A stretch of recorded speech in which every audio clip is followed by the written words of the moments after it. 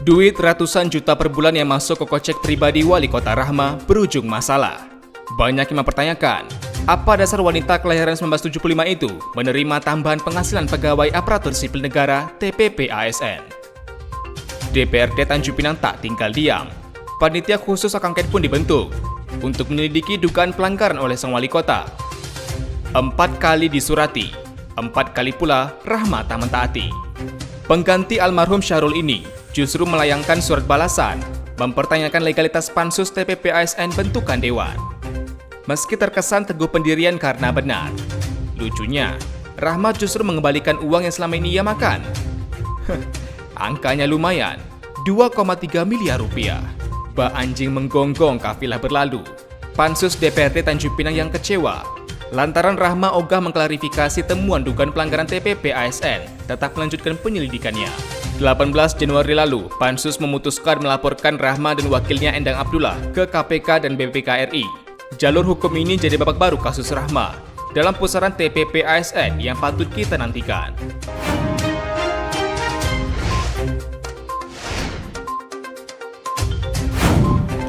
Saudara, kasus dugaan korupsi tambahan penghasilan pegawai aparatur sipil negara TPP ASN yang melibatkan Wali Kota Tanjung Pinang dan Wakil Wali Kota Tanjung Pinang bak drama kolosal.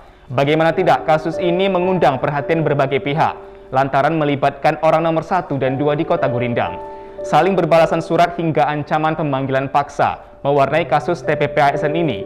Berbagai pro dan kontra pun bermunculan manakala tunjangan TPP ASN ini dibawa ke ranah hukum seiring dikeluarkannya hak angket oleh lembaga legislatif DPRD Kota Tanjung Pinang. Masa kerja tim panitia khusus hak angket DPRD Tanjung Pinang telah berakhir. Apa hasil temuan dari para wakil rakyat di Senggarang? Apa pandangan pengamat hukum tata negara mengenai kasus ini? Sudah hadir bersama saya di studio Ulasan TV, Ketua Pansus Hak Angket DPRD Tanjung Pinang, Momon Faulanda Adinata.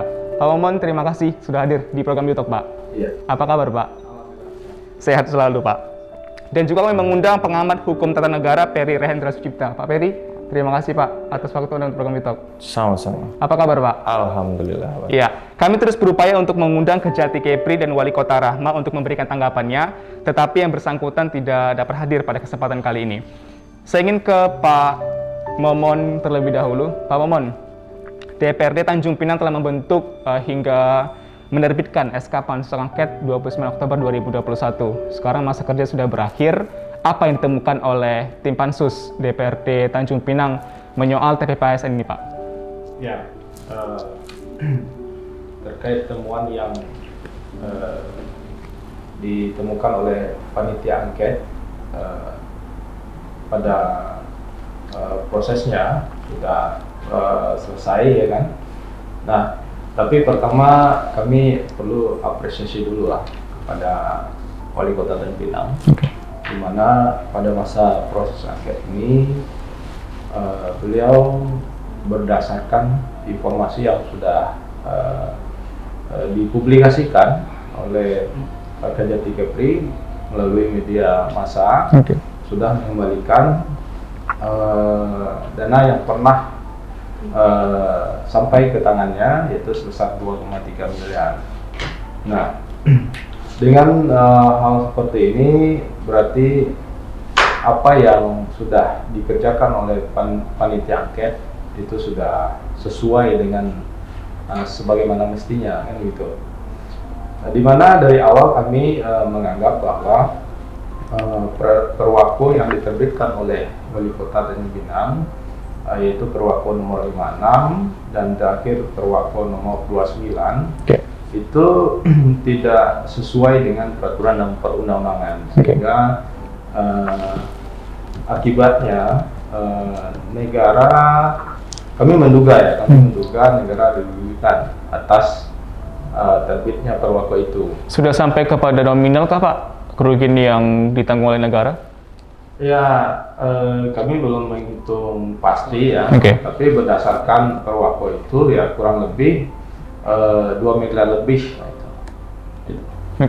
Temuan lain yang ditemukan oleh DPRD mengenai kasus ini, Pak? Ya, temuan lain yang kami temukan yaitu pelanggaran terhadap administrasi. Administrasi itu Undang-Undang Nomor 30 Tahun 2014. Ya Pak Beri ya. Undang-Undang nomor 30 tentang administrasi pemerintahan, di mana disebutkan bahwa pemerintah harus melaksanakan azas-azas yang terbuka, transparan, dan akuntabel gitu. Nah, ini yang kami temukan tidak berjalan dengan sebagaimana mestinya. Dan kemudian kami juga menemukan adanya unsur dugaan penyalahgunaan wewenang. Selain itu, yang terakhir kami temukan yaitu adanya dugaan kerugian terhadap keuangan negara. Nah, itu. Pak Momon, SK ini dibuat 29 Oktober 2021 ya, ditetapkan oleh DPRD Kota Tanjung Pinang, Bu Ketua DPRD. Kemudian masa kerja 60 hari. Berarti akhir Desember 2021 atau selambat-lambatnya mungkin awal Januari 2022 sudah bisa dibuka ke publik keterangan bahwa apa hasil dari penyelidikan dari tim Pansus Hak Angket DPRD ini. Tapi baru diumumkan ke publik 18 Januari 2022. Apa sebenarnya kendala yang ditemukan oleh DPRD Tanjung Pinang, khususnya tim Pansus, Pak? Ya, jadi kemarin itu memang sedikit kami ada perdebatan tentang hari kerja hari kalender gitu ya. Nah, kalau dihitung dari hari kalender memang dia berakhirnya tanggal 29 Desember. Tetapi begitu dianalisa lagi ternyata yang dimaksud dengan 60 hari kerja itu 60 hari itu adalah 60 hari kerja. Hari kerja itu berdasarkan pada Undang-Undang Nomor 30 Tahun 2014 tentang administrasi pemerintah itu. Jadi makanya Pansus ini tetap berjalan dan diselesaikan di awal Januari ini. Jadi kami bekerja selama 60 hari kerja. Memang pada masa 60 hari itu memang kami mendapatkan tantangan-tantangan yang cukup cukup rumit gitu. Contohnya salah satunya ketidakhadiran saksi yang kami panggil. Ada yang dari pejabat pemerintah maupun dari wali kota sendiri. Wakil wali kota sendiri ini yang ketidakhadiran mereka menjadi sebuah tantangan dan mengambil masa yang cukup banyak, sehingga akhirnya ya memang ya kami menggunakan waktu itu secara optimal, jadinya 60 hari kerja gitu. Selama 60 hari kerja berapa saksi Pak yang sudah diperiksa oleh tim Pansus, Pak? Ya, kemarin tuh kan kami memanggil saksi-saksi ini berdasarkan rapat pleno panitia angket, di mana kami setiap pemanggilan itu kami rapatkan dulu, kemudian pengembangan kasusnya seperti apa, ya kan? Maka kami simpulkan bahwa kami perlu memanggil 15 orang ya. 15 orang. Nah, dari 15 orang itu yang hadir hanya 12 orang yang hadir dari 15 orang saksi. Tiganya lagi tidak hadir. Memenuhi undangan yang sudah kita sampaikan. Siapa aja, Pak? Yang tidak memenuhi undangan kami itu Wali Kota Tanjung Pinang, Wakil Wali Kota Tanjung Pinang, dan ada Kabak Umum. Dari Pemkot Tanjung Pinang. Dari 12 saksi yang diundang oleh tim Pansus, apa hasil dari pemeriksaan itu, Pak? Ya, pemeriksaannya beragam ya. Beragam, dan memang kami sudah mempunyai mekanisme pemeriksaan ya kan. Nah, pemeriksaan mekanismenya kami sesuaikan itu ya kan, dugaan yang kami yang kami duga itu gitu ya. Contohnya penyalahgunaan wewenang, dan kemudian adanya maladministrasi. Kami temukan juga bahwa perwako itu tidak pernah difasilitasi ke gubernur. Jadi seperti itulah yang kami tanyakan kepada saksi. Tapi yang paling menonjol dari tim Pansus sendiri sehingga terbit kesimpulan bahwa diduga melakukan indikasi keuangan negara, elemen keuangan negara, Pak? Ya, jadi gini, wali kota itu hak dan keuangannya itu kan diatur dalam peraturan pemerintah nomor 109 tahun 2000. Nah, itu adalah dasar untuk pembayaran hak atau gaji daripada kepala daerah. Oke. Nah, kami cocokkan dengan apa yang dilakukan oleh wali kota dalam yang berdasarkan Perwatuan Nomor 56 ini tidak cocok. Nah, ini boleh kami simpulkan ini bertentangan, gitu. Oke. Di mana saksi menyatakan bahwa mereka berdasarkan pada pasal 4 pada PP 109 tahun 2000 itu, bahwa kepala daerah dibolehkan mendapat tunjangan lainnya. Padahal menurut beberapa ahli yang kami jumpai, tunjangan lainnya ini yang dimaksud dalam PP tahun 2000 PP 109 tahun 2000 itu adalah tunjangan beras, tunjangan keluarga, dan tunjangan seperti itu. Bukan tunjangan tambahan penghasilan pegawai ya, Pak? Bukan seperti itu. Nah, ditambah lagi tunjangan TPP ASN itu ya untuk ASN gitu. ASN itu tunjangan TPP ASN itu diperuntukkan untuk ASN. Dan itu sudah diatur dalam Kemendagri nomor 51. Wali kota dan wakil wali kota bukan merupakan ASN berarti ya? ASN, beliau adalah pejabat negara. Pejabat publik. Upaya yang diambil oleh Pansus DPR untuk mengundang wali kota dan wakil wali kota sudah sejauh mana, Pak? Apakah pernah sampai pemanggilan paksa atau barangkali melayangkan surat beberapa kali tapi tidak juga untuk menghadiri untuk memberikan keterangan seperti itu? Kami berusaha untuk memanggil wali kota dengan cara yang patut, yang sesuai dengan peraturan dan perundang-undangan. Nah, karena beliau belum juga memenuhi panggilan-panggilan kami, pada akhirnya kami berusaha untuk meminta bantuan kepada pihak kepolisian untuk dapat menghadirkan beliau di sidang angket. Gitu. Namun sampai akhirnya beliau tidak pernah hadir, gitu. Dan panggilan-panggilan itu sudah menurut kami sudah sesuai dengan peraturan dan perundang-undangan yang berlaku. Jumlah panggilan berapa, Pak? Kami panggil 4 kali. 4 kali. 4 kali dan tidak hadir keempat-empatnya.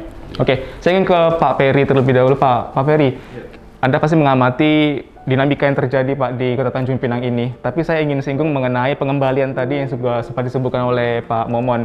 2,9 miliar dikembalikan oleh wali kota melalui Kejati Kepri ke kas daerah. Kemudian juga wakil wali kota mengembalikan 139 juta rupiah. Tanggapan Anda, Pak? Yang harus dipahami adalah saya mengembalikannya kepada ketentuan di dalam Undang-Undang Pemberantasan Tindak Pidana Korupsi. Nanti masyarakat juga bisa buka ketentuan tersebut. Di dalam pasal 4, saya coba bacakan, di dalam pasal 4 Undang-Undang tentang Pemberantasan Tindak Pidana Korupsi disebutkan bahwa pengembalian kerugian keuangan negara atau perekonomian negara itu tidak menghapus dipidananya pelaku tindak pidana korupsi sebagaimana dimaksud pasal 2 dan pasal 3 undang-undang tersebut. Lalu dilanjutkan di dalam penjelasan pasal 4-nya. Dalam hal pelaku tindak pidana korupsi, ya, sebagaimana dimaksud pasal 2 dan pasal 3 telah memenuhi unsur pasal dimaksud, maka pengembalian kerugian keuangan negara tidak menghapus pidana pelaku pidana tersebut. Pengembalian kerugian keuangan negara atau perekonomian negara hanya merupakan salah satu faktor yang meringankan. Jadi pengembalian ada kerugian negara kemudian dikembalikan, gitu ya, itu harus dilihat sebagai delik formil. Nah, di pasal 2 itu disebutkan bahwa potensi saja kemudian perbuatan melawan hukumnya, ya, sifat melawan hukum itu tidak hilang hanya karena ada pengembalian keuangan negara. Gitu. Jadi clear itu di sana. Apalagi kalau kita melihat perkara yang terjadi di yang paling dekat saja di Kabupaten Bintan yang sedang ditangani oleh kejaksaan, gitu kan. Ada pengembalian 14 kepala puskesmas. Ya, tapi ada juga yang ditetapkan tersangka. Gitu. Dari situ hal teknis di lapangan sudah kita lihat praktik daripada ketentuan tersebut. Pak Ferry, dari hak interpelasi ke hak angket, Wali Kota Rahma tidak menghadiri panggilan dari DPRD Tanjung Pinang.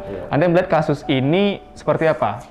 Apakah ini hanya masalah moral atau barangkali ada permasalahan lainnya yang menjadi perhatian khusus Anda, Pak? Pertama, saya harus mengapresiasi kerja DPRD hari ini. Masih catatan saya masih on the track kepada peraturan perundang-undangan, gitu ya. Artinya semangatnya adalah menegakkan konstitusi itu sendiri. Nah, pemanggilan itu juga masih dilakukan on the track, walaupun saya melihat dinamikanya ketidakhadiran wali kota dijawab dengan surat begitu ya, dengan beberapa surat. Di dalam suratnya kurang lebih ada yang suratnya menyampaikan bahwa dia menilai keberadaan pansus begitu ya. Syarat tidak dipenuhi, objek yang dijadikan panitia penyelidikan, panitia angket itu sudah tidak relevan dan lain sebagainya. Nah, menurut saya wali kota tidak punya otoritas untuk menilai hal tersebut. Jadi ketika dia tidak punya otoritas untuk menilai syarat apakah pembentukan panitia angket itu memenuhi peraturan perundangan atau tidak, kemudian objek yang dijadikan penyelidikan angket itu relevan atau tidak, dia tidak punya otoritas. Jadi saya anggap ketidakhadirannya itu adalah ketidakhadiran yang tanpa alasan hukum yang sah. Dan ini kalau kita baca nanti putusan Mahkamah Konstitusi nomor 16 garing PUU garing 16 tahun 2018. Nah, ini sebenarnya konteksnya bicara tentang pemanggilan paksa gitu ya. Saya nggak bicara pemanggilan paksa, tetapi dalam pertimbangannya Mahkamah Konstitusi menyinggung ketika ada pejabat misalnya, ada dalam konteks ini kepala daerah yang dipanggil ya secara sah oleh panitia angket kemudian tidak hadir, tidak punya itikat baik, maka dia dikategorikan sebagai perbuatan melanggar hukum. Oke, seharusnya itu datang ya Pak ya maksudnya? Seharusnya datang. Oke, gitu. Pemanggilan paksa itu dilaksanakan oleh kepolisian. Konteks pemanggilan paksa mungkin kita akan berbeda pendapat gitu. Saya ingin menyatakan bahwa DPR RI itu punya fungsi dan hak yang sama dengan DPRD. Ya, fungsi pengawasan, kemudian untuk melaksanakan fungsi angket ada hak. Itulah hak menyatakan hak interpelasi, angket dan menyatakan pendapat. Itu juga yang dimiliki oleh DPRD. Nah, di level pusat ya terkait pemanggilan paksa itu sudah dibatalkan normanya oleh Mahkamah Konstitusi. Pertanyaannya, norma yang sama dan sejenis ini ada di dalam Undang-Undang 23 tahun 2014, Undang-Undang Pemda, dan masih ada di dalam Peraturan Pemerintah nomor 12 tahun 2018 gitu. Nah, pertanyaannya adalah demi kepastian hukum ini masih dinyatakan berlaku atau tidak begitu. Kalau saya sih melihatnya seharusnya sifatnya erga omnes gitu. Erga omnes itu maksudnya karena punya norma secara frase dia sama, maka dia tidak berlaku begitu. Tapi terlepas hal tersebut, saya kembali kepada pertimbangan Mahkamah Konstitusi. Ketika dia dipanggil ya, kemudian tidak hadir tanpa alasan sah secara hukum, maka dikategorikan sebagai perbuatan melanggar hukum. Jadi ini juga harusnya menjadi catatan bagi panitia angket gitu ya, bahwa tidak hanya misalnya ada temuan dugaan indikasi tindak pidana misalnya di dalam TPP ASN ini, tetapi juga selama proses ketika dia tidak hadir dipanggil itu juga harusnya masuk di dalam catatan sebagai kategori perbuatan melanggar hukum. Oke, Pak Mumu, tanggapan dari pihak kepolisian pada saat Pansus melayangkan panggilan paksa kepada wali kota seperti apa, Pak? Kami secara tulis belum mendapatkan tanggapan dari pihak kepolisian. Oke. Namun saya belum mendapatkan hal yang pasti lah, karena memang kemarin itu pihak kepolisian langsung ke pimpinan DPRD waktu itu. Oke. Ya, jadi kebetulan dari pimpinan DPRD hanya menyampaikan ke kita bahwa pada hari itu pihak kepolisian belum bisa melakukan pemanggilan paksa. Kita harapkan gitu. Oke, mengenai informasi pengembalian uang 2,3 miliar dan 139 oleh wali kota dan wakil wali kota, apakah dari Kejati sendiri atau dari Pansus sendiri pernah mendapat informasi langsung gitu Pak dari Pansus sendiri? Karena kan Anda tadi informasi melihat atau mendengar dari media sosial seperti itu kan, dari media massal. Iya, jadi itulah sebenarnya kami berharap kemarin itu Bu Wali Kota kita itu harusnya dapat hadir memenuhi panggilan kita. Namun nyatanya beliau sampai berakhirnya masa kerja panitia angket, Oke. beliau tidak pernah hadir untuk melakukan klarifikasi. Jadi kami tidak bisa melakukan klarifikasi secara langsung kepada Bu Wali gitu. Nah, kami hanya mendengar melalui Aspitsus Kejati yang diberitakan oleh berbagai media Oke. bahwa yang bersangkutan mengaku sudah mengembalikan. Nah, sampai berita itu diturunkan, kami tidak pernah mendapatkan klarifikasi yang real dari yang bersangkutan. Oke, Pak Ferry, melawan hukum tadi ya, ketidakhadiran dari wali kota dan juga wakil wali kota. Ini sebenarnya bisa dilimpahkan lagi ke kasus yang sama atau seperti apa, Pak? Kalau misalnya Anda melihatnya, Pak? Saya pikir itu bagian dari yang harus masuk di dalam materi atau catatan temuannya panitia angket gitu di dalam, selain ada indikasi pelanggaran administrasi, indikasi tindak pidana di sana, dugaan tindak pidana gitu. Nah, jadi kita harus saya bilang apresiasi saya kepada DPRD itu, proses yang dijalankan hari ini itu sudah sesuai dengan peraturan perundang-undangan. Nah, kalau kita kembalikan lagi, ada kewajiban dan larangan seorang kepala daerah gitu ya. Bisa apa di dalam sumpah jabatannya ya, dinyatakan bahwa kepala daerah itu menjalankan segala undang-undang dan peraturan secara lurus-lurusnya. Kemudian kepala daerah itu dilarang menyalahgunakan wewenang dan untuk menguntungkan diri sendiri. Kepala daerah itu punya kewajiban untuk mentaati seluruh ketentuan peraturan perundang-undangan. Pansus panitia angketnya dibentuk sudah sesuai dengan peraturan perundang-undangan, dipanggil secara sah begitu, kemudian beliau tidak hadir gitu, dan ini dianggap sebagai, saya sih ingin menyatakan bahwa ini pembangkangan terhadap konstitusi. Toh teman-teman ini sudah bekerja sudah sesuai dengan konstitusi itu sendiri. Begitu. Selanjutnya seperti apa, Pak Momon, terkait dengan masa hari kerja tadi sudah dilaporkan 60 hari ya. Kemudian selanjutnya apakah dilaporkan kepada pihak berwajib atau seperti apa? Iya, jadi panitia angket ini perlu kami sampaikan kepada masyarakat luas bahwa kerja dari panitia angket itu menyelidiki atas sebuah permasalahan di mana ada diduga di pemerintah kita, Pemko dan kita itu melaksanakan sebuah kebijakan yang bertentangan dengan peraturan dan perundang-undangan. Nah, itu sudah kami jalankan. Nah, panitia angket pada endingnya itu sudah melakukan penyampaian laporan hasil kerja. Nah, dilengkapi dengan beberapa rekomendasi. Nah, itu sudah kami sampaikan pada paripurna beberapa hari lalu. Nah, jadi itu sudah di tangan pimpinan DPRD. Nah, untuk kelanjutannya itu nanti mekanismenya bagaimana komunikasi pimpinan dengan semua anggota DPRD. Tidak lagi dalam domainnya Pansus, panitia angket. Gitu. Nah, kami rekomendasikan pertama dilaporkan ke Kementerian Dalam Negeri. Mudah-mudahan dengan masuknya laporan ini dapat Mendagri kami harapkan dapat memberikan sebuah pembinaan atau pencerahan gitu kepada wali kota Tanjung Pinang, sehingga nanti kita harapkan roda pemerintahan Bu Wako kita ini menjadi lebih baik gitu. Jadi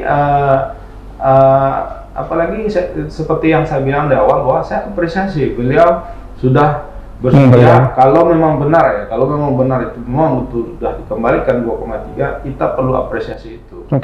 Terkait hal tersebut, Pak Ferry, Anda melihat wali kota dan wakil wali kota mengembalikan uang 2,3 139 juta kepada Kejaksaan Tinggi. Prosesnya juga dilaporkan oleh JPKP udah dari bulan November di tahun 2021. Prosesnya cukup lama ditangani oleh Kejati Kepri. Ini seperti apa, Pak? Ya, mungkin kita akan tetap mengawal proses ini di penegak hukum begitu ya, di kejaksaan sendiri. Kata kuncinya kan itu saya bilang tadi, penegak hukum ini kan berusaha untuk membuktikan apakah terhadap TPPSN ini ya, ini terpenuhi atau tidak unsur tindak pidananya, entah dia ketentuan di pasal 2 atau pasal 3. Nah, jadi pengembalian itu ya kita apresiasi, tetapi kata kuncinya adalah pengembalian itu tidak tidak menghilangkan sifat melawan hukumnya. Nah, jadi kata kuncinya itu tadi, selama unsur-unsur yang ada dalam pasal 2 dan pasal 3 misalnya terpenuhi, delik tindak pidana korupsi terpenuhi, kasusnya tetap berjalan. Iya. Gitu. Anda melihatnya tapi sudah dilaporkan oleh Kejagung RI pada saat itu JPKP dan juga masyarakat anti korupsi. Iya. Kemudian juga kasus ini, Saya pikir masyarakat berhak mengetahui sampai sejauh mana progres penanganan kasus ini, gitu ya. Itu yang silakan teman-teman minta klarifikasi langsung dari penegak hukumnya, gitu. Tapi yang saya sampaikan bahwa masyarakat berhak mengetahui sampai sejauh mana progres perkembangan kasus ini, gitu. Jadi sama-sama yang harus kita pahami itu tadi, kalau memang ternyata ada unsur tindak pidana, misalnya unsur entah itu ketentuan pasal 2 atau pasal 3 Undang-Undang Pemberantasan Tindak Korupsi, saya tegaskan dia pengembalian itu tidak menghilangkan sifat melawan hukum. Gitu. Beberapa pakar hukum malah melihat pengembalian itu justru akan mempengaruhi ketika nanti hakim memberikan sanksi, ya, meringankan bagi dia, begitu. Tapi tidak menghilangkan sifat melawan hukumnya.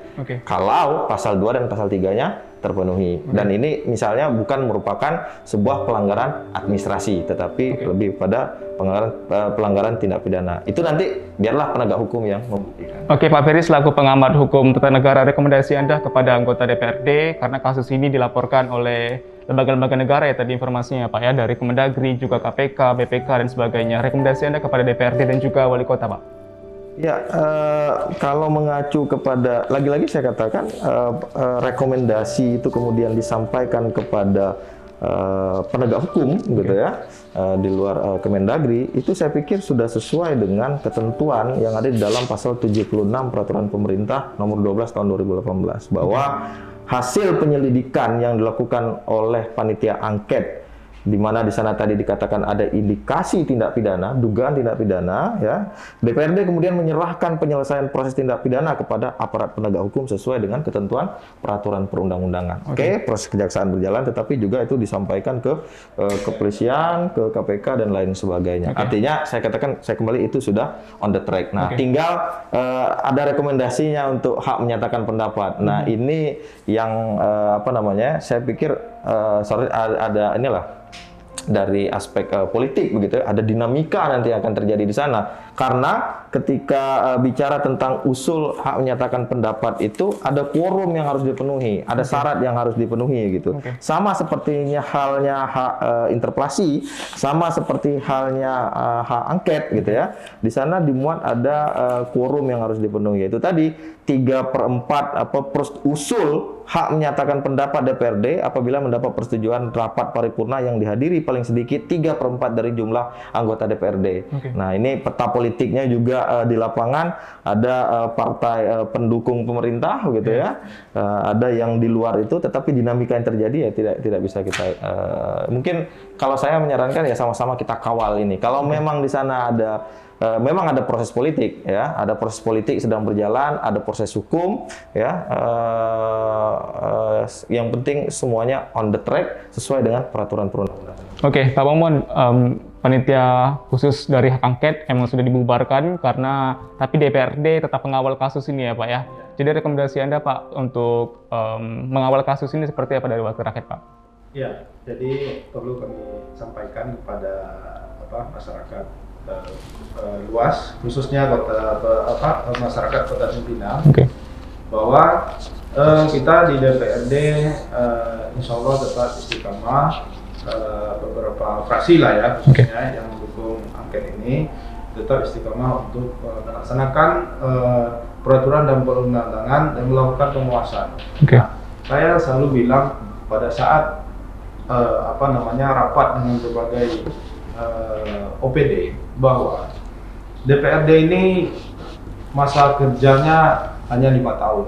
Nah, saya selalu sampaikan kalau pribadi saya, dalam masa 5 tahun ini, ayo kita gunakan kesempatan untuk berbuat baik, kesempatan untuk menjalankan amanah, untuk menjalankan peraturan dan perundangan dengan baik selama 5 tahun ini. Jangan sampai nanti pada masanya kita tidak terpilih lagi, kita malah menyesal dengan apa yang kita lakukan pada 5 tahun ini. Gitu kan? Nah, oleh karena itu, ya saya hanya mengingatkan kepada teman-teman yang belum